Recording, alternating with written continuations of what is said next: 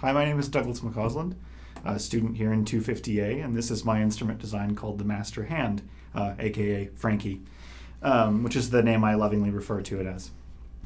This is a spin essentially on a video game controller, and the idea sort of came from different types of synthesis that I do, where I was exploring different uses of like a PlayStation controller for exploring those kinds of synthesis, and I found that that tactile sensation of a joystick and that automatic recentering, that sort of semi-haptic kind of interface was really useful for the kinds of work that I do as a composer.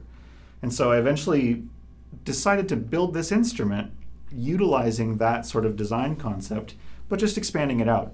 So on this instrument, on this interface, each finger has its own dedicated control stick. Now, recognizing that my ring finger and my pinky finger are not as good with dexterity as my others, those two only use the y-axis as opposed to the x-axis. There's not any side-to-side there. But ultimately, what this allows me to do is have really fine control over synthesis parameters in real time, while also utilizing other sensors to sort of expand that out even more. The first of which is this ribbon sensor here on the back of the instrument, which is what I use for my right hand. So the demo that I'm about to do is using granular synthesis, and I'm able to navigate through my buffers utilizing that ribbon sensor.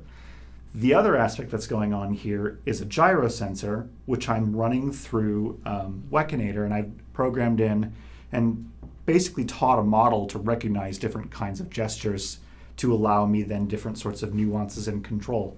Now, in a normal circumstance, this goes out to fifth order ambisonics, and I use that gyro data to also pan, but here for this moment, we're just doing this out in stereo, so that will ultimately be lost for the moment. So when we touch the ribbon sensor, we actually engage the synthesis itself. So here's just a quick little idea of what we can work with.